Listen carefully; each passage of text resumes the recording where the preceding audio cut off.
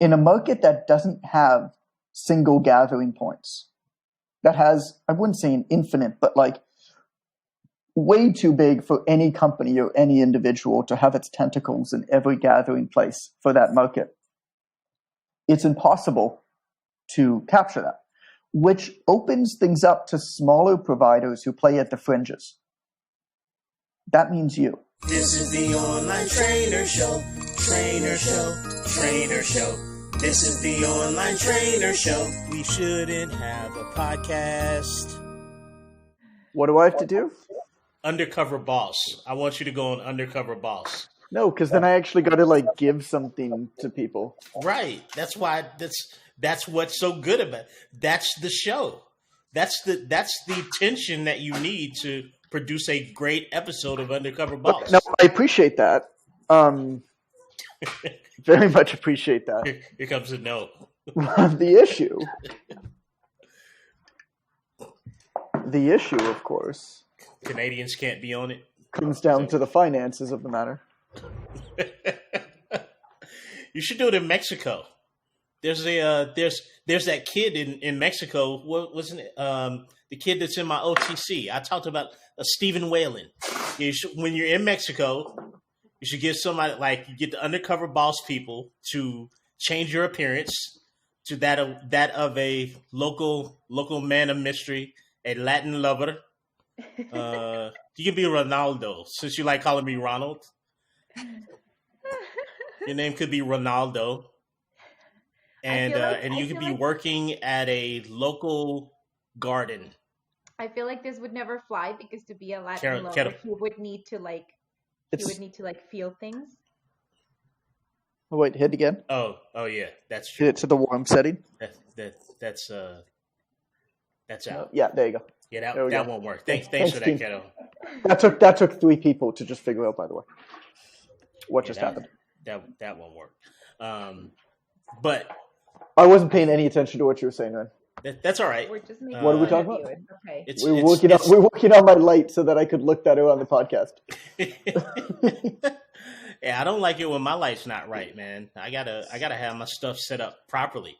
There's a fruit fly in the room here, so when you guys see me, I'm not grasping for words. I'm trying to accost this animal that's invaded my personal space.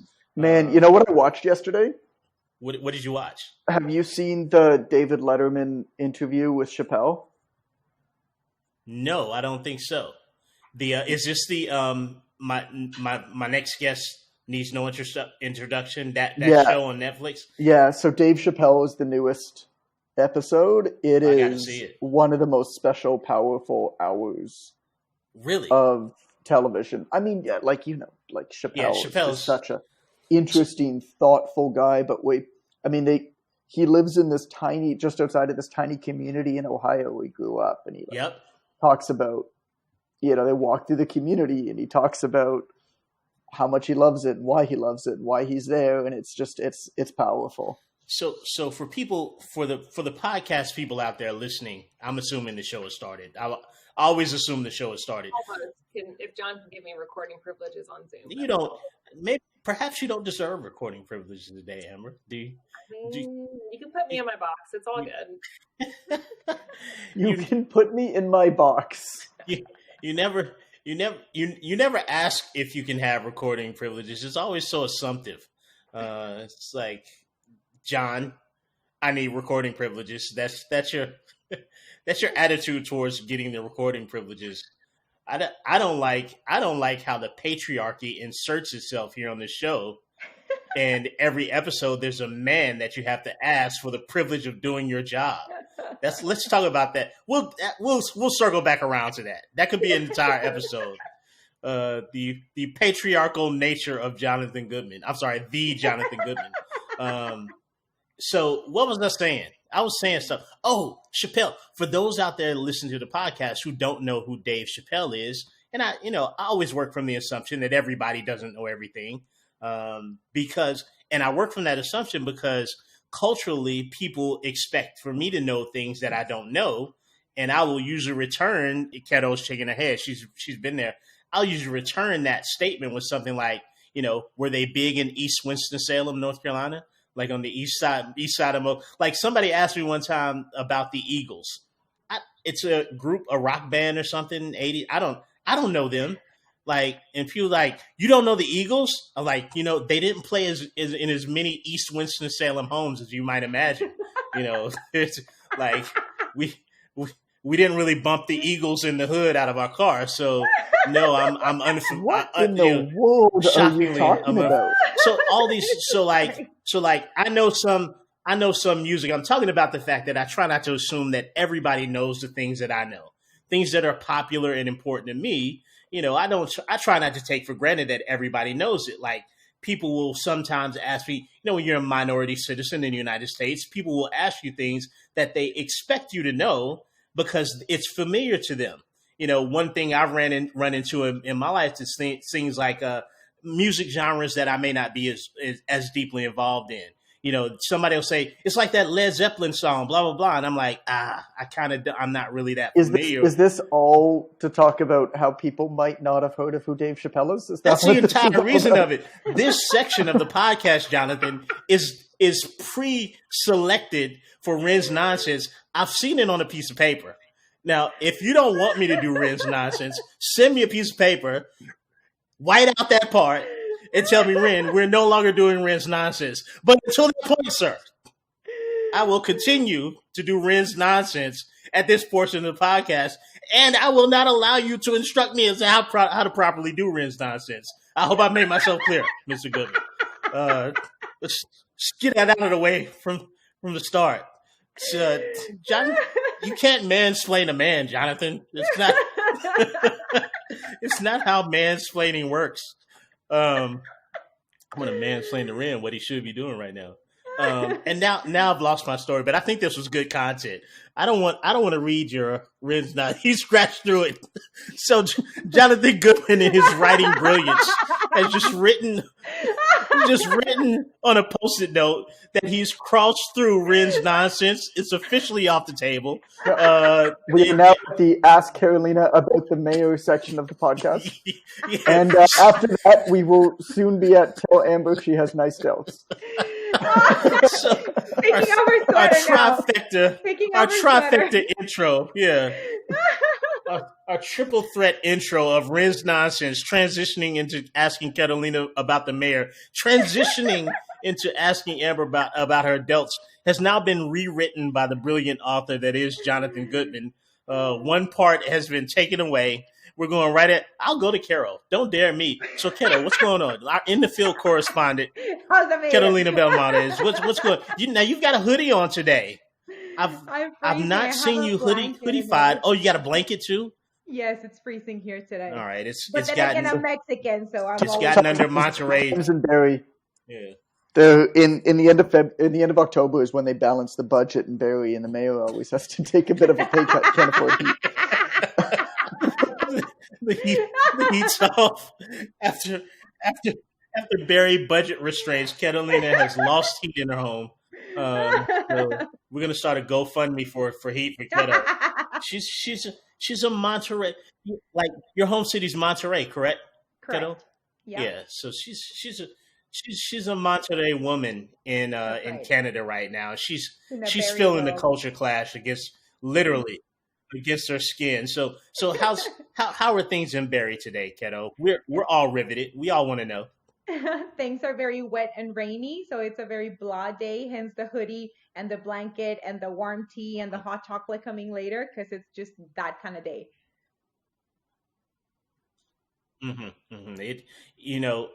You are visually representing everything that you just said to us. Like, had you not answered the question, I think we would have been able to put all that together by the visual representation of what we're seeing here.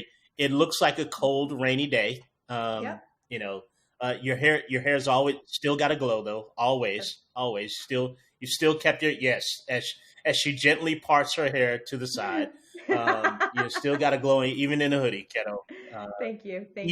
Even Barry weather cannot diminish your light, my friend. Thank you. You're like the anti-Barry. You're anti-Barry. I cannot believe I cannot believe how many business coaches there are in the world. Can we talk about this for a minute? They're all in my inbox. So I come across at least 3 new ones every single day. Oh, And yeah. like, I'm pretty embedded in the industry, right? You are. And I still come across at least 3 new ones every single day. How is that even? I mean, I guess it makes sense that it's possible. I don't know. It just So seems is this so. business coaches? It seems. Yeah, these are just like different individual like fitness business. I mean, and the reality of it is like none of them work with more than 10 or 20 people probably ever. Right. But that's not true. I mean, some of them do, right? Some of them can build good like business coaching practices. I shouldn't say that, but the majority of them are never working with more than 10 or 20 people. But I just can't believe at how many there are. I don't know. I was Googling around and like messing around while you guys were talking just now, and I just came across like 2 more. It's like, You're gonna like get how all have these the people ads done from all them. of these amazing? Yeah, how have all of these people done all of these supposed amazing things in our industry, and I haven't heard of them, and I've been embedded in the online fitness industry for the last 9 years. I mean, Jonathan, you literally wrote the book on online training. So let's start there. You think you would have heard, there's so many of them. I think they're just coaching each other. What was that? I said something in the group the other day and I can't remember how I worded it. Something like, I'm a 6-figure coach who coaches 5-figure business coaches who coach people to 3 figures while charging them 5 figures for coaching. Oh yeah. It's just you got to keep going like up the chain, right? It's like the dude who figured out that somebody was like, "Oh, 7-minute abs," and then other buddy was like, 6-minute abs. And then another buddy was like 5-minute abs. And then somebody else was like 4-hour work week. No, sorry, 4-minute abs. It just kept going down and down and down. I feel like Hugh, you need to go up the chain. It's like I'm a 6-figure coach. It's like I'm a 7-figure coach who teaches 6-figure coaches how to teach 5-figure coaches. It's like I'm an 8-figure coach who teaches 7-figure coaches how to teach 6-figure coaches how to teach 5-figure coaches. Like you can just always go one step up. You know what I'm saying? There's always one more. One more. This correlates to to your sticker story with you and Molly and Berardi. Yeah. One up in the sticker size of your labels of your respective businesses. That was just because John Berardi and I had this like running joke, not so much anymore just because he's not as involved in the day-to-day at PN, but we had this running joke where we tried to out-bold each other. And it was the funniest thing ever because the sticker thing is like, it's like a bold thing. It's like, I'm just going to up the size of the sticker and not tell you I did it until afterwards and like outdo you that way. And then there was a point where I pulled on a couple key staff from around the industry, and we had dinner. Actually, Carolina was at it, and JB sent me a message afterwards, and he's just like, "Dude, I just want to congratulate you for putting together such an incredible team, but also, it's not very often that people outbold me, you dick."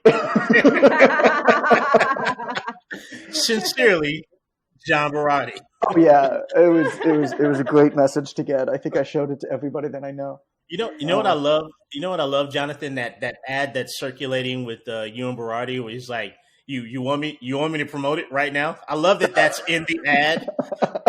So if you guys haven't seen it, there's an ad for one of Jonathan Goodman's books. I'm sorry, the Jonathan Goodman's books. What is it? Wealthy Fit on. I don't know which one it is. This is the online training one. Yeah. Okay. So in the ad, it's after they've had a conversation, and if you haven't watched this conversation between the two Johns, you should watch it because it's a great sort of live. They're interviewing each other, so to speak. But anyway, at some point after that happened, they shot a video clip. And it's basically it wasn't even a video clip. I literally threw my book at him, right. and turned on, and he was like, "Hey, what are you doing?" Are you filming right now? Are you making me do content for you? Like, you want me to promote your book? And he literally just looks down at the book and he's like, all right, which one is this? Which one of the 11 is this? And then he goes into an impromptu sort of promotion of Jonathan's book. That was great. I love that ad because imperfect action at its finest, man. I love it because the total lack of ego on either of their parts. Neither one of these people gave a shit that you saw that they were making this up on the spot. And then they okayed the video. They were like, yeah, this is perfect. Put it out. Because when the first time I read it, I was like, what is he saying? Because I watched it on, I saw it on mute the first time. And boy, when I clicked on the sound, was I in for a treat? I was like, this is hilarious. It's very online. If you're a fan of the Online Trainer Show, let me just go ahead and tell you, you'll love this ad because it's OT Online Trainer Show 101. So Amber, you got Delts. Good to see the Delts again today. Oh, and Amber, you voted today or the other day. I saw it on the Facebook. Great job there. People are voting for things and doing stuff, so that's awesome. It's lovely weather here today. We've got a topic today. Oh, we checked off all the boxes, guys. So it's time to start the show. We've crossed through my nonsense.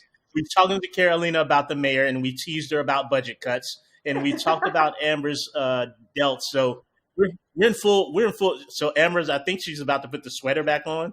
All right, she's done her job today. She's released the Delts, and now she will wrangle them in again, and we can move on. But we're talking about online, not just online training, but the content of today is sort of why would someone pay for fitness coaching when they can get it for free? So we're going to dive into that today, and I think it's a great topic because, like Jonathan said, I think we had this discussion, and Keto, I think, was part of that discussion too, where we sort of talked about how fitness professionals sort of take fitness for granted in terms of how we price it, right? Because it seems so commonplace for us. You just go out to your equipment and you do your reps and your sets, time your rest periods, you're done. Like, why would somebody pay me more than $20 for that? Because a lot of what we see on the internet, especially through OTA, is people very much undervaluing their service.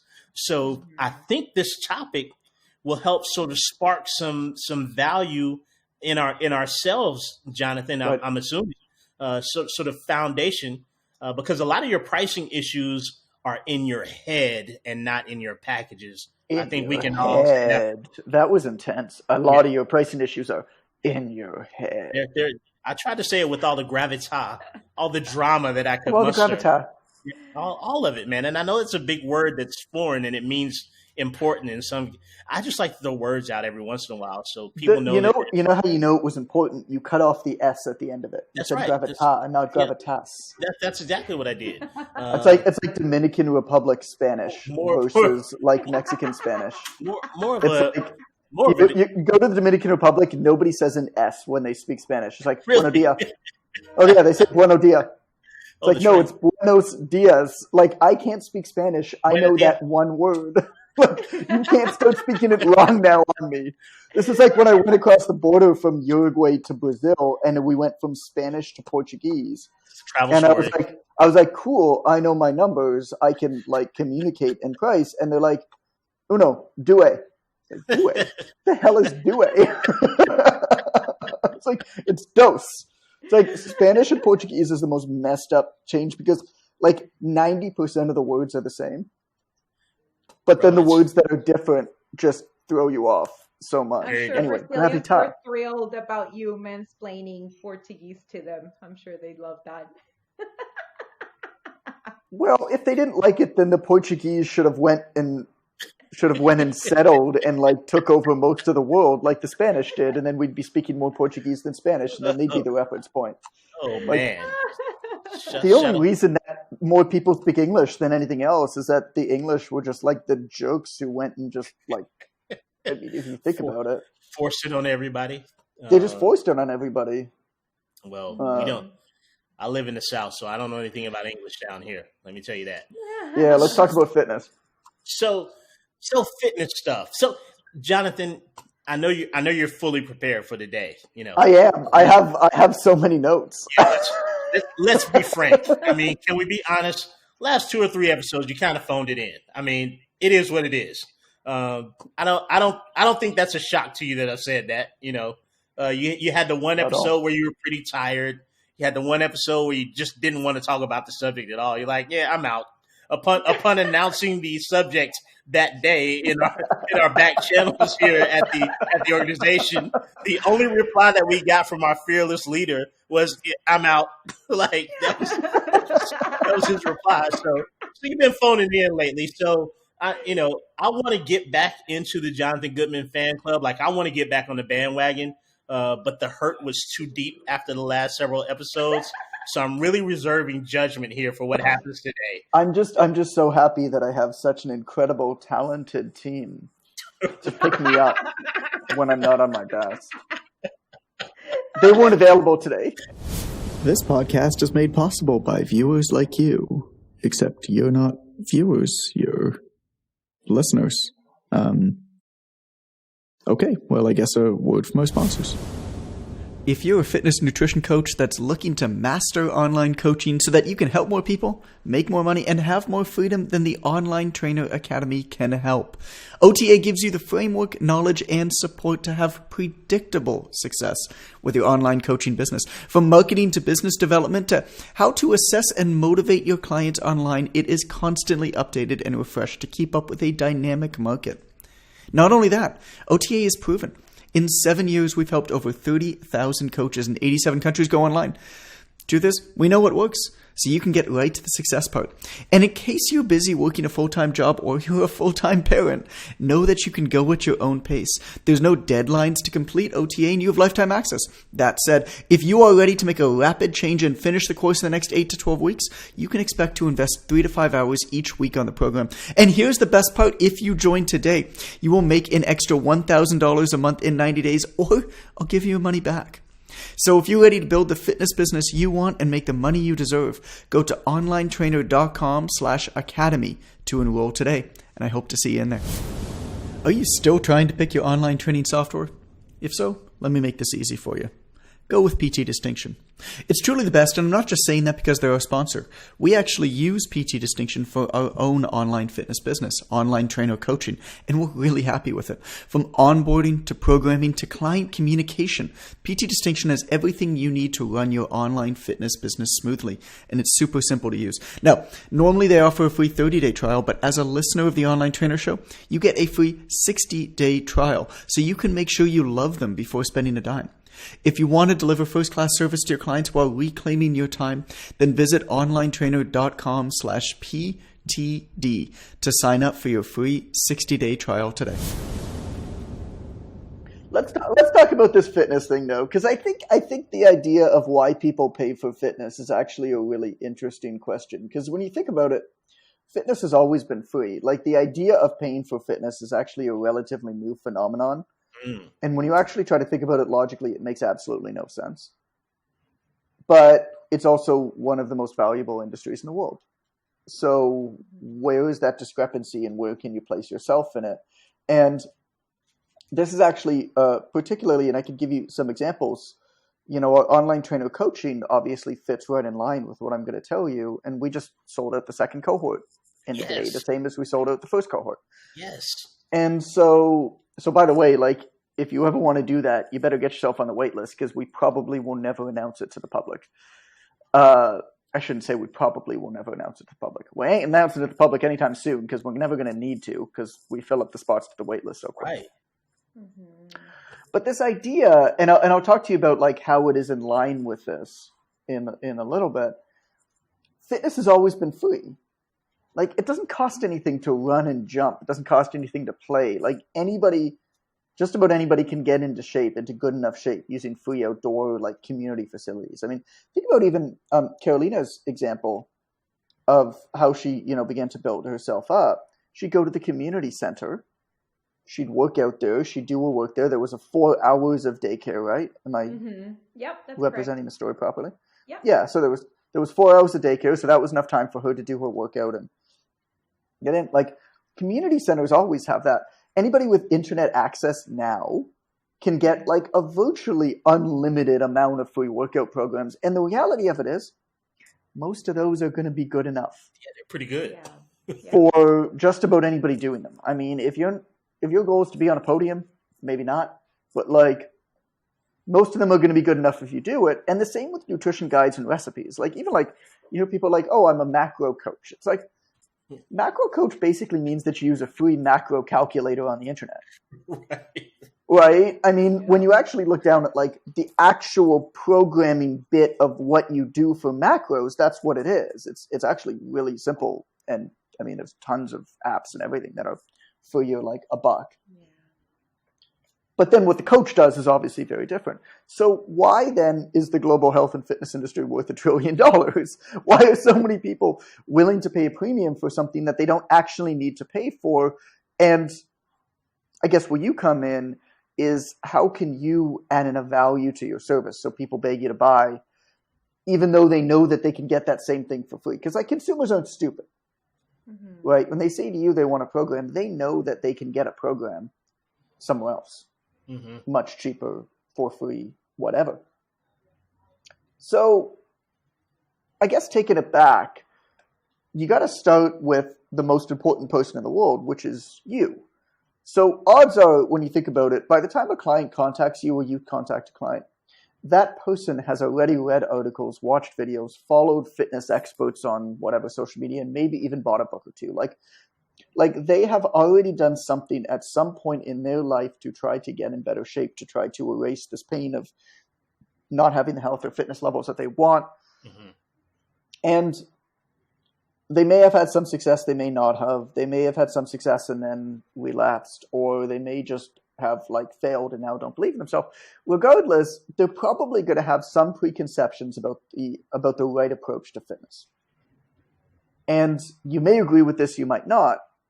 But if you actually wait until they walk into your gym or until you contact them or speak to them to impress upon them the superiority of your like wonderful, special, unprecedented approach, you're probably 4 to 6 months too late.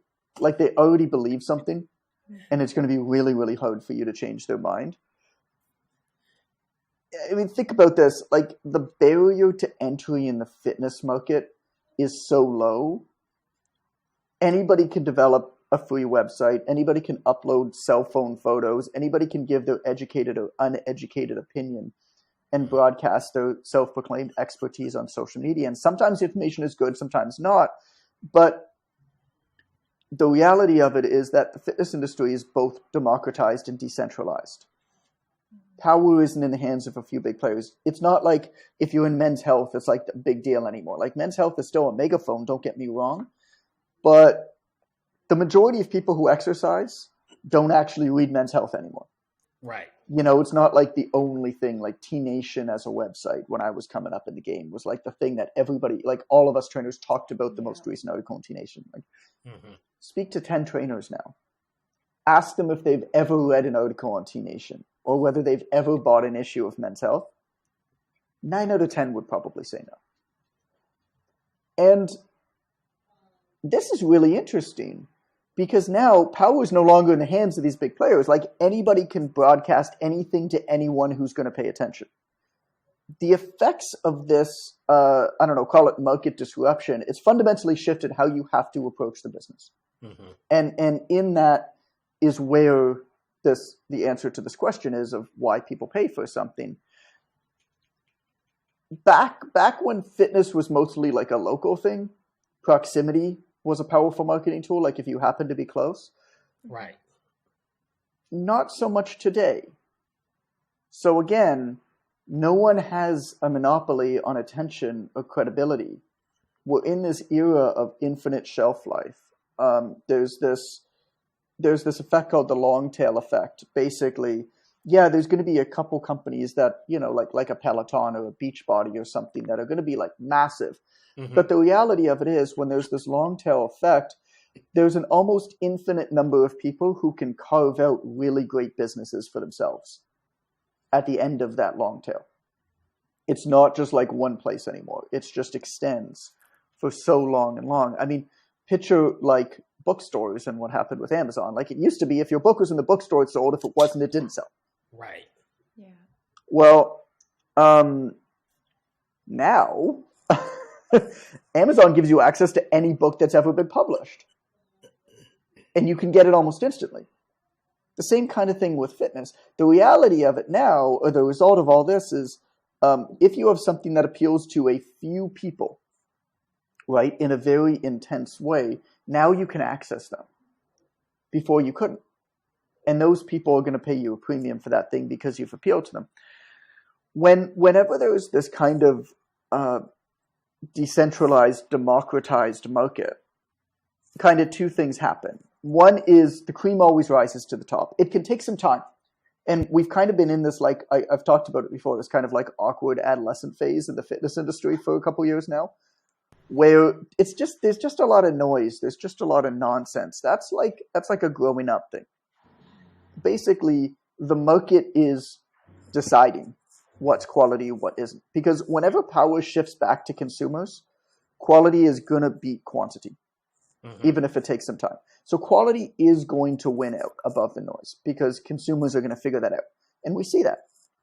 But the other thing that's going to happen is lots of people will win, even if only a few people win big. This is this idea of this long tail. Without these gatekeepers, yeah, like a few players are going to build big businesses, but at the same time, smaller businesses, individuals that otherwise wouldn't have much of an opportunity are going to thrive and are really thriving now. And that's what's really cool. And this is what's happening with a lot of personal trainers and online trainers that used to always have to work for big gyms before. Now they're basically looking at this and being like, I don't need a gym. Like I don't need to work for a company if I don't want to. Because if I work for myself, I take in 80 to 90%.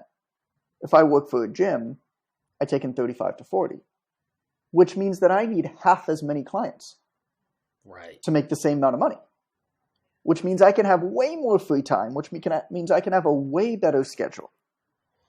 Or you could just make double and work the same. Right. Whatever you want to do. Like there's way more opportunity for you now than ever before, but you've got to be willing to do something that other people aren't. And I'm not talking about like having the loudest mouth. What you need to do is you need to solve this mystery of why people spend money, and this is kind of opens your mind to the power of you, to what makes you different, and understand how that solves a big problem for somebody else. And then you just go full-fledged into that, knowing that you're potentially leaving opportunity and that you may step into that opportunity later on, or you may not. And I'll talk about that again with online trainer coaching as an example in a little bit. I mean, think about like, we're entering in this like stable stage right now where power is flowing back to the consumer, where reputational damage is taking out low quality consumers faster than it has. It's still not taking them out enough, but like public review communities are becoming more powerful and accessible. Unhappy clients are given a forum, like the media picks up on unscrupulous sellers and bad companies and whatnot. And that's happening. It hasn't happened as much as it should, but that's happening. The cost to enter the market starts to increase when you start entering in this kind of more stable stage. And that's certainly happening now. So ad costs, paid advertising costs rise. Customer attention becomes increasingly fractured.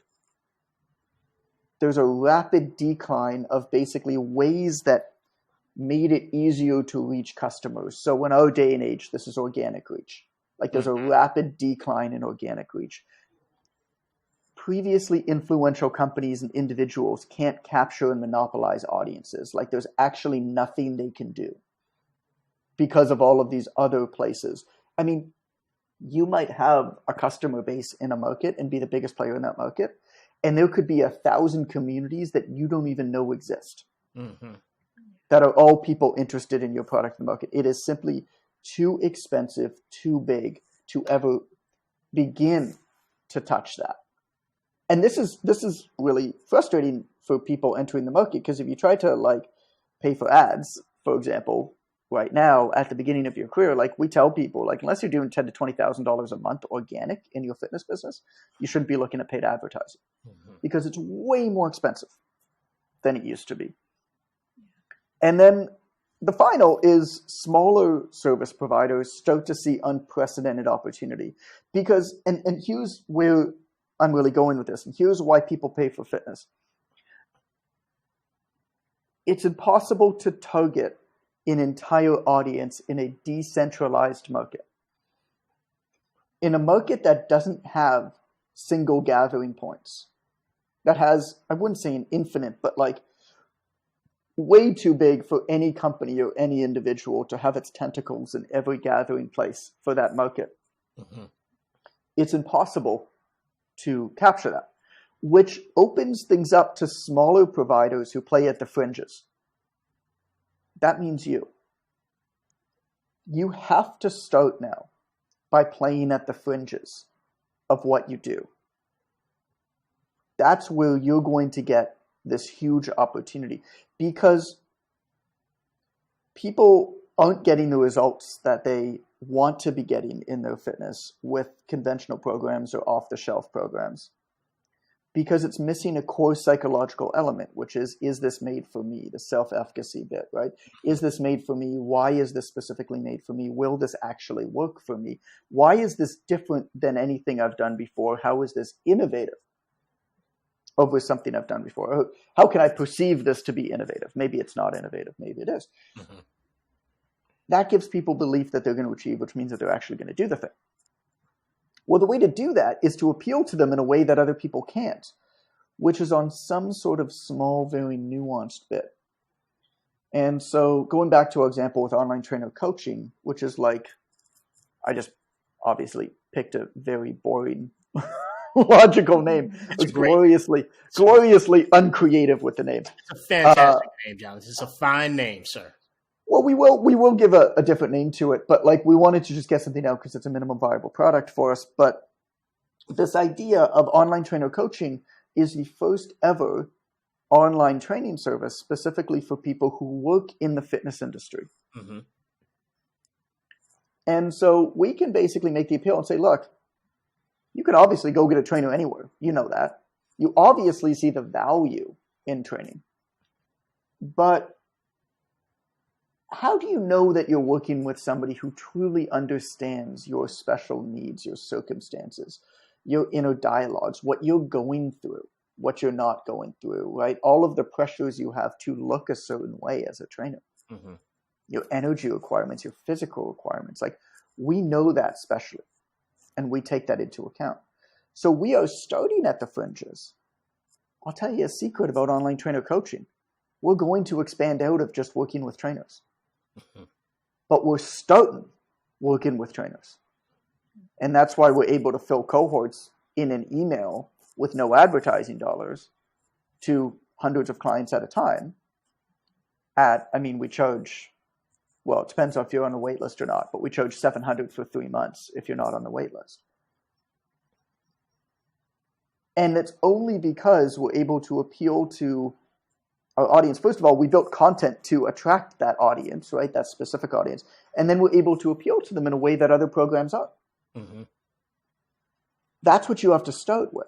And then think about how you can then move on from there, right? Well, okay, who would you rather train with? If you're like a fitness enthusiast, who would you rather train with? Would you rather train with Joe Smith, the trainer, or would you rather train with the company that the personal trainers go to get training? So then we can start moving it backwards. Mm-hmm.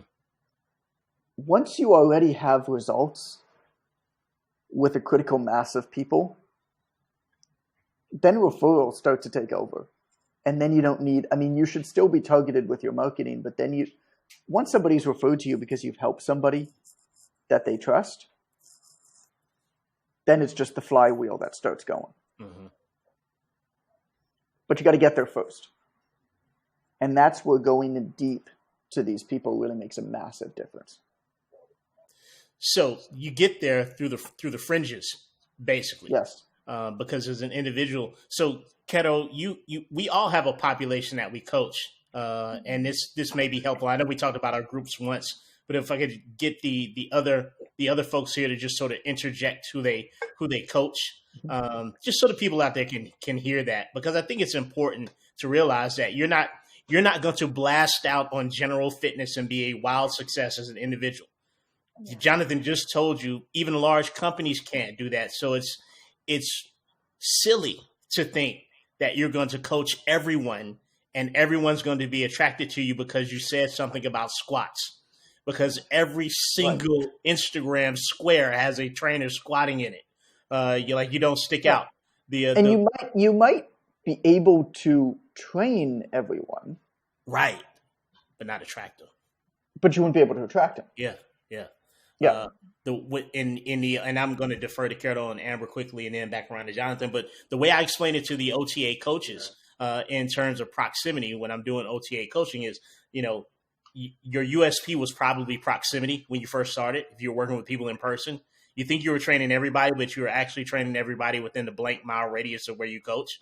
And when you get online, the first thing you lose is proximity, because everybody's the same distance away, a click. So it's like having every single coach on the planet in your training facility with a white T-shirt on that says coach across the top. How do people know which one to go to? They don't. They're probably going to differentiate by price. They're probably going to tap everybody on the shoulder and say, hey, what are your rates? Go to the next one and say, hey, what are your rates? Oh, that's better than his. What are your rates? So that's why it's important to get out on the fringe. So Keto, just, really quickly, what's your population? Who do you coach? And sort of a quick stab at why. So I coach women who are 40 years or older, and they're busy. Most of the time they have corporate jobs. They are deeply involved in their communities. They are in a marriage, a double income family. They have kids who are teenagers or older, and they're busy, but they're also tired. Their body's not what it used to be. And these are highly achieving women.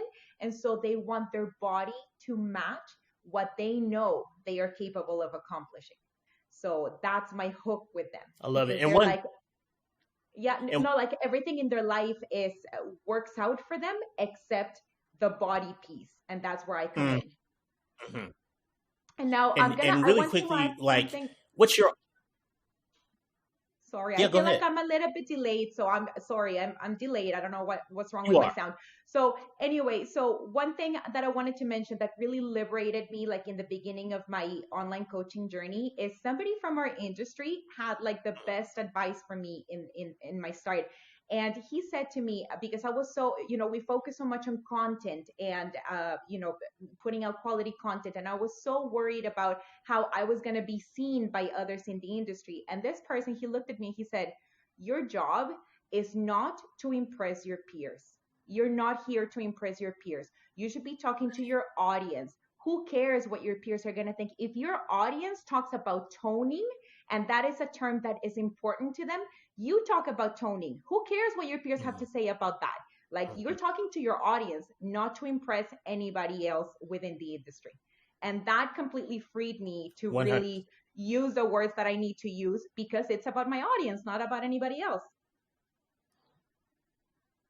Really, really overlooked piece of advice there. So Amber, what's your tribe? Who do you coach?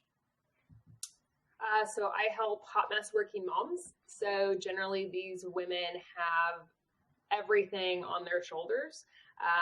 They not only work, but they also manage their family and deal with a lot of mental labor.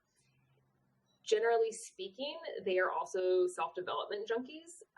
So they're constantly listening to TED Talks, podcasts, and like subscribing to other aspirational, type people. But also like feeling really bad about where they are. So that's generally who I target, and they're looking to just not feel like crap in their bodies anymore, and without, feeling overwhelmed and making the change. Mm-hmm. I love it. I love it. So would it be safe to say that you two ladies are authentic in your space? Like, you resonate with that person because there's parts of you in that, they always ask a great great actor, Denzel, how much of you was in that role? Like for you guys, how much of you guys are in those demographics that you coach? A good amount, more than 50%, safe to say? Yeah, safe to say. Yeah, probably all of it. Yeah. When Amber said they put a lot of output, a lot of overworked, I was like, oh, she coaches herself.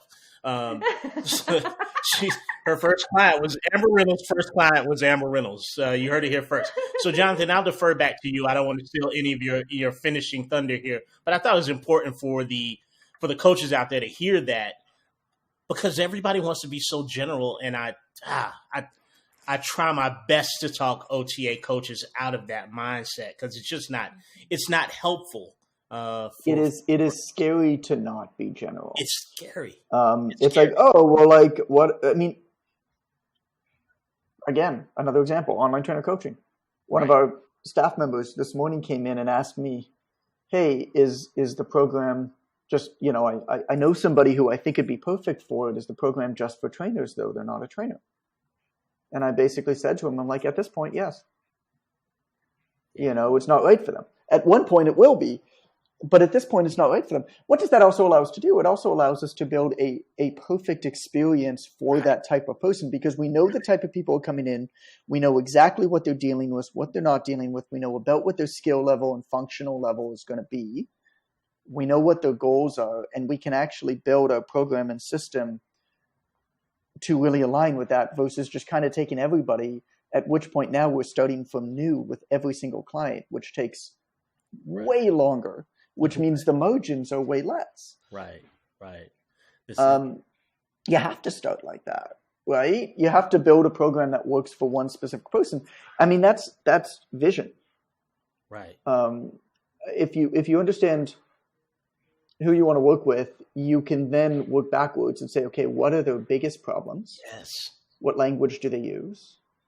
How can I best solve their biggest problems? How can I best template, automate, build out to scale all of the elements of that problem that I can, so that I can show up in a greater capacity to be a coach where I need to show up, and have the margins that I need to grow my business.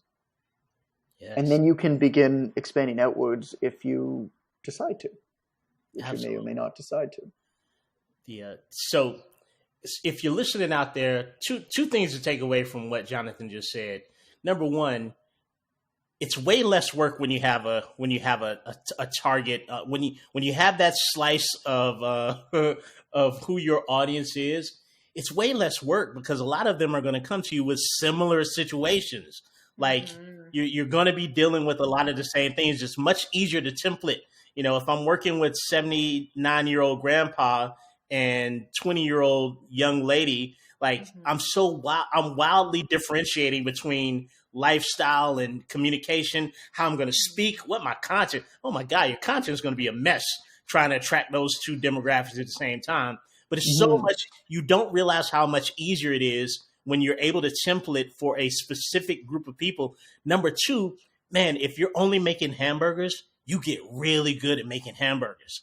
It allows you to focus in on that niche market. You become almost otherworldly to that group. Like, I can only imagine the things that Amber can tell a super busy mom at this point, within 2 weeks of joining her program, that just completely brings down the levels of anxiety, or what Keto can say to a woman that's killing it at work, but just doesn't feel really comfortable, maybe going out with her spouse who's always in shape. That's annoying. Men are annoying in that way, ladies. He never gains a pound. And I'm sure Kettle's laughing, because I'm sure she's had this conversation. But when you get into it and into the fringes of whatever it is, you get, it's like a boost. It's almost like a cheat code for an arcade game, because you look really, really, really good to your audience, only because you're not distracted by learning other things about other targets. And the things that I can talk to I work with moms over 30, the things that I can talk to my clients about in terms of perimenopause, in terms of luteal phase versus follicular phase of menstrual, like there's like, oh my God, I've never had a coach who knows this. And it's not because I'm any smarter than any other coach. I'm just not distracted by the masses. I'm just not. So talk about going back to the vision thing. Right. Once you know this, it also dictates your educational path. Yes. Like who to learn from, what to learn, where to invest your money, where does that make a difference? Like all of these things follow, right? But Ren, we gotta wrap this up. Yeah, gotta wrap it up, B. So once again, I mean, we do this twice a week, but we've solved all of your problems again here on the Online Trainer Show. You're welcome. If you want to see the show notes, I don't know, we got cooked up this time. Amber will figure something out. onlinetrainer.com/podcast. You can leave us a review there too. And we'll see you next time on the Online Trainer Show. Jingle, jingle, jingle, jingle. This is the Online Trainer Show. Trainer Show. Trainer Show. This is the Online Trainer Show. We shouldn't have a podcast.